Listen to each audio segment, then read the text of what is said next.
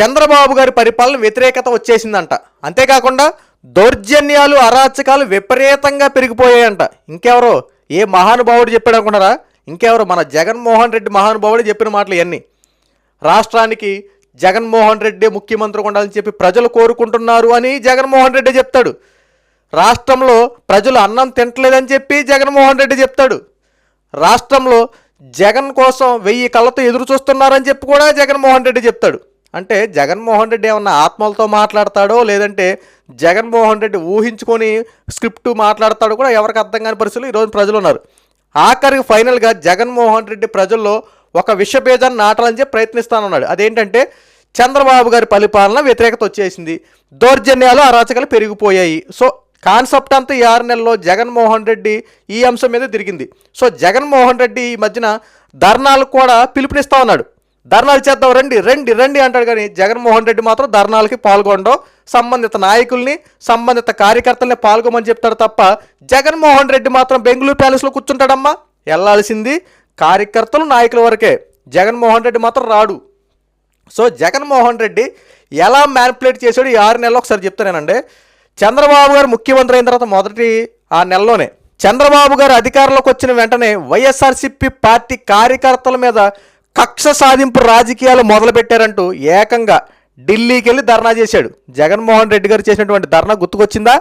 ఢిల్లీకి వెళ్ళి ధర్నా చేశాడు. ఏంటి పరిపాలన, ఏంటి అరాచకాలు, దౌర్జన్యాలు అరాచకాలు విపరీతంగా పెరిగిపోయాయంటూ ఢిల్లీకి వెళ్ళి ధర్నా చేశాడు ఈ జగన్మోహన్ రెడ్డి గారు. సో అది కాస్త వర్కౌట్ అవ్వాల. రెండవదిగా విజయవాడ వరదలొచ్చి మునిగిపోయింది కదా మొన్న రీసెంట్గా.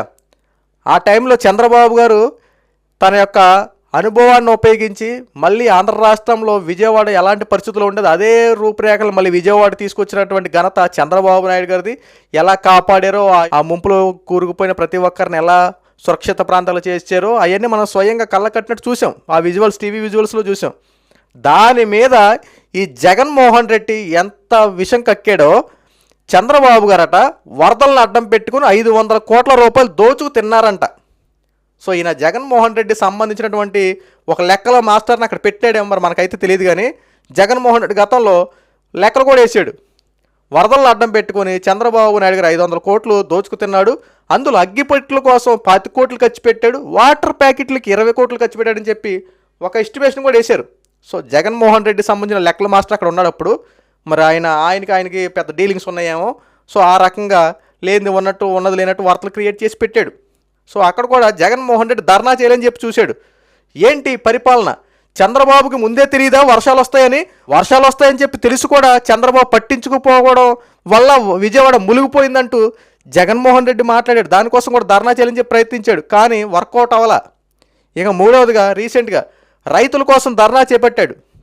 ఆ రైతుల కోసం రైతులు బాధపడతా ఉన్నారు, రైతులు కష్టాల్లో మునిగిపోయారు, రైతులను ఆదుకునే పరిస్థితి లేదు, రైతులకు రైతు భరోసా లేదు. రైతుల కోసం వైఎస్ఆర్సీపీ అండగా ఉంటుందని చెప్పి రైతుల కోసం ధర్నా చేస్తున్నామంటూ జగన్మోహన్ రైతుల కోసం ధర్నాకి పిలుపునిచ్చాడు. సో ఇందులో జగన్మోహన్ రెడ్డి పాల్గొనడు. జగన్మోహన్ రెడ్డి బెంగళూరు ప్యాలెస్లోనే ఉంటాడు. దానికి సంబంధించినటువంటి నాయకులు కార్యకర్తలు వెళ్ళి ఆ యొక్క ధర్నాలో పాల్గొనాలి. సో ఇది కూడా ప్లాన్ వర్కౌట్ అవ్వాలా. సో రీసెంట్గా కరెంటు ఛార్జీలు పెంపు అనే ఒక అంశం ఒకటి వచ్చింది కదా.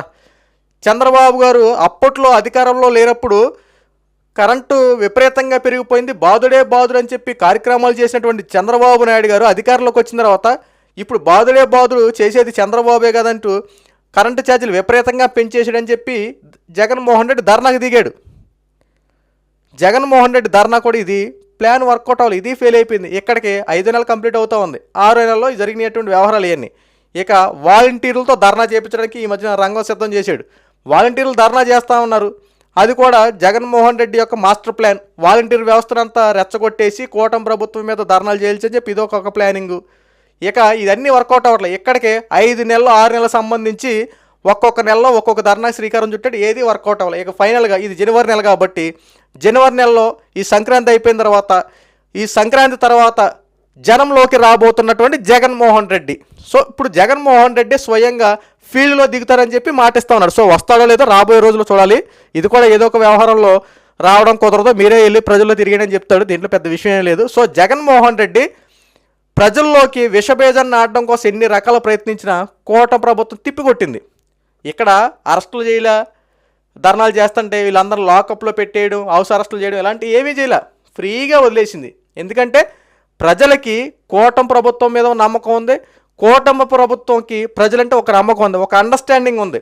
సో ప్రజలకి తెలుసు కదా, ఎవరు మంచి చేసేవాళ్ళో, ఎవరు ముంచేవాళ్ళో, ఎవరు మాటలు చెప్పేవాళ్ళో, ఎవరు చేతల్లో పనులు చేసేవాళ్ళో ప్రజలకు తెలుసు. కాబట్టి ఇక్కడ కూటమి ప్రభుత్వానికి కూడా తెలుసు. కాబట్టి ఏమి ఇక్కడ అవకతవకలు ఏం జరగలేదు, ఎక్కడ అక్రమ అరెస్టులు జరగలేదు, ఎక్కడ దౌర్జన్యాలు జరగలేదు, ప్రశాంతంగా ఎవరి పనులు చేసుకుంటున్నారు.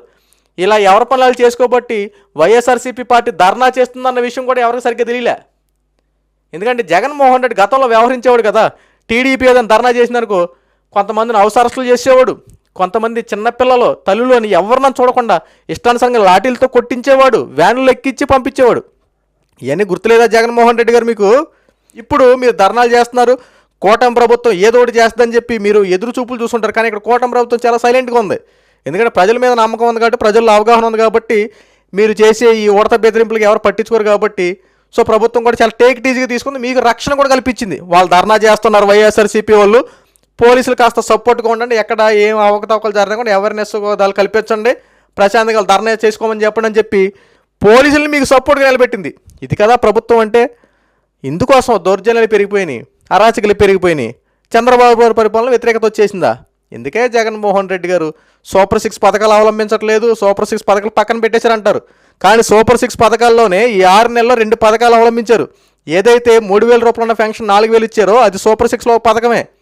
ఉచిత గ్యాస్ బండ్లో దీపం పథకం కింద సంవత్సరానికి 3 సిలిండర్లు ఇస్తానన్నటువంటి ఏదైతే వాగ్దానం చేశారో ఆ సూపర్ 6లో మాట ఇచ్చారో ఆ మాట ఒకటి నిలబెట్టుకున్నారు. ఇంకా 2 పథకాలు అవలంబించారు కదా. నువ్వు గతంలో 6 నెలల్లో పరిపాలన ఉన్నప్పుడు కేవలం ఒక్క పథకం కూడా అవలంబించాల, 7వ నెలలో 8వ నెలలోనో అమ్మఒడి రిలీజ్ చేసావు. మరి ఆ ప్రభుత్వానికి ఈ ప్రభుత్వం టాలీ చేసుకోవాలి కదా. అంతేకాకుండా అభివృద్ధి పనులు ఎన్ని జరిగినాయి ఒకసారి అబ్జర్వేషన్ చేయండి. అన్నకేళ్ళు రీఓపెన్ చేశారు, పెన్షన్లు పెంచారు, పోలవరం మళ్ళీ పునఃప్రారంభిస్తూ ఉన్నారు, అమరావతి రాజధానిని మళ్ళీ రీసెంట్గా మళ్ళీ ప్రారంభించారు, రైతులకి పండిన పంటకి వెంటనే 24 గంటల డబ్బులు వాళ్ళ అకౌంట్లో పడేలా చర్యలు తీసుకుంటా ఉన్నారు, మద్యపానం రేట్లు తగ్గించారు, ఉచిత ఇసుక అవలంబించారు.